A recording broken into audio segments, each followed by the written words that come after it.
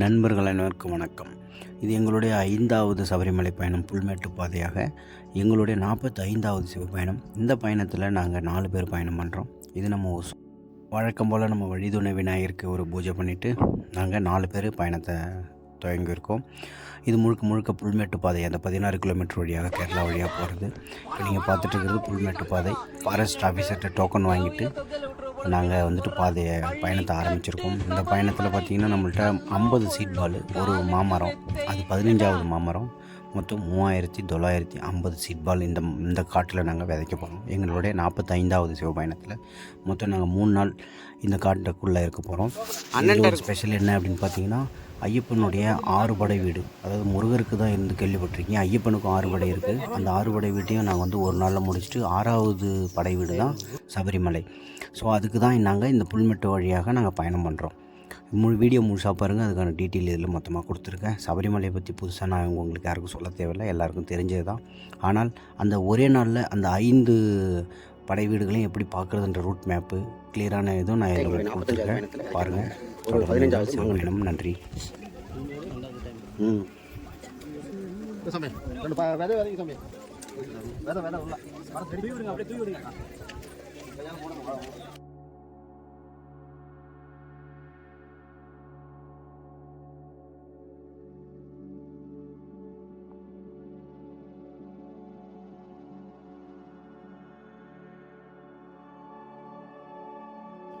புல்மேட்டு பாதையில் ஒரு 5 கிலோமீட்டர் நீங்கள் பயணம் பண்ணி வந்தீங்கன்னா இது போன்ற ஒரு அழகான ஒரு இடத்த நீங்கள் பார்க்க முடியும். இதுக்கு பேரே புலிமேடு இல்லைனா புல்மேடு அப்படின்னு சொல்லுவாங்க. வெறும் புல்களால் போத்தின மாதிரி இருக்கும். இங்கே பார்த்திங்கன்னா காட்டு யானை, புலிகள் இருந்ததாக சொல்கிறாங்க. ஈவன் இப்போயும் இருக்குது. அந்த புல்லுக்குள்ளே பதுங்கி இருக்குமா புலி, நமக்கு தெரியாதான். ஐயப்பன் இது வழியாக போனதாகவும் ஒரு வரலாறு போடுறாங்க. இந்த வழியாக போனால் நம்ம சன்னிதானத்துக்கு நேராக போகலாம். பம்பா வழி போக தேவையில்லை. பம்பை அடையாமல் நேராக சன்னிதானத்துக்கு போய் தரிசனம் பார்க்குறதுக்கு இந்த பாதை கொஞ்சம் நமக்கு ஈஸியாக இருக்கும். அதே சமயம் இது கொஞ்சம் இந்த கரிமலை ஏற்றம் இறக்கம் மாதிரி கொஞ்சம் கஷ்டமாக இருக்கும். இந்த மலையை நம்ம கடந்து போனால் நேராக சன்னிதானம் போய் சீக்கிரமாக பார்க்கலாம். நீங்கள் பார்க்குறது தான் இந்த மலை ஏறி இறங்கி மறுபடியும் சுற்றிக்கிட்டு போகணும். அந்த மலை இறங்கும்போது ஒரு ஃபாரஸ்ட் ஆஃபீஸர் செக் போஸ்ட் வரும். அங்கே ஃபுல்லாக கரிமலை இறக்கம் தான். 1.5 மணி நேரம் அங்கே டேப்பராக கீழே இறங்கும். அதை இறங்கினீங்கன்னா நேராக ஒரு செக் போஸ்ட். அதுக்கப்புறம் இது எங்களுடைய புல்மேட்டு பார்த்தா 2வது வருஷம் பயணம். எங்களுடைய சிவபயணம் 45வது சிவபயணம் வெற்றிகரமாக போயிட்டுருக்கு. ஸோ எங்களோட பயணம் பண்ணது ஒரு பங்கு முடி கட்டிட்டு வராது 4வது வருஷமாக. ஸோ நாங்கள் இது எங்களுக்கும் 4வது வருஷம் முடி இல்லாமல் பின்னாடி அண்ணன் பத்மநாபன் வந்துருக்கிறாரு, முருகன் போயிட்டுருக்காரு. இது எங்களுடைய 45வது சிவபயணம். புல்மேட்டு பார்த்தா 2வது பயணம்.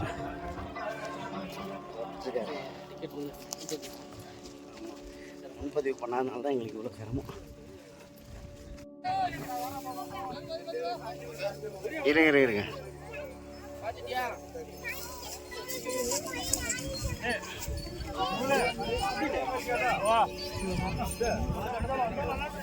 ஓகே.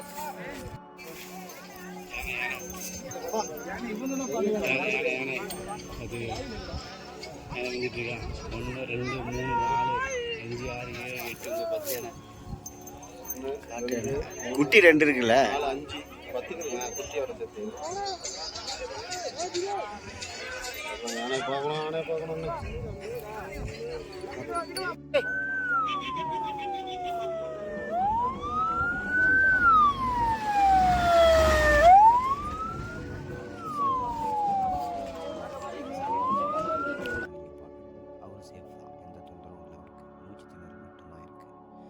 இந்த ஒரு விஷயம் பார்த்திங்கன்னா லாஸ்ட் 2 இயர்ஸ் முன்னாடியே கேரளா கவர்மெண்ட்டு தெளிவாயிட்டாங்க.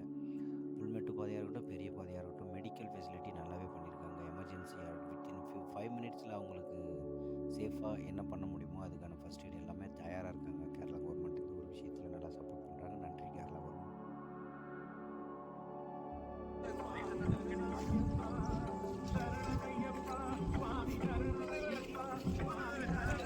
ஓடி வர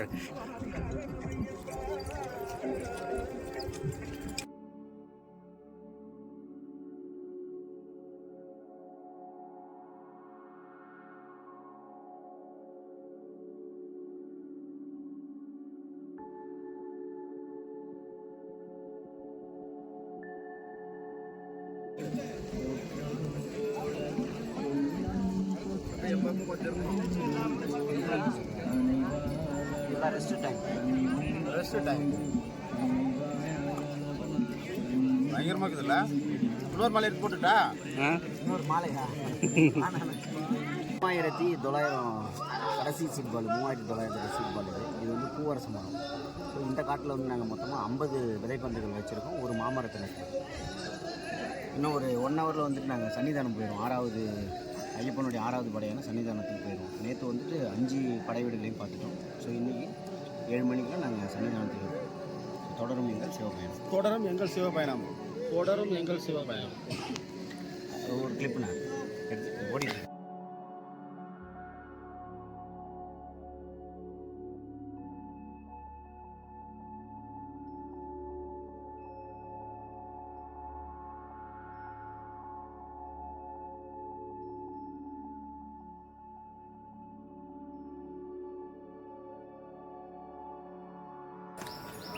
வெற்றி மாறா, நம்ம ஜெயிச்சிட்டோம். ஒரு வழியாக 4.25 மணி நேரம் நடந்து அடிவாரம் வந்தாச்சு. 18 கிலோமீட்டர் செக் போஸ்ட்.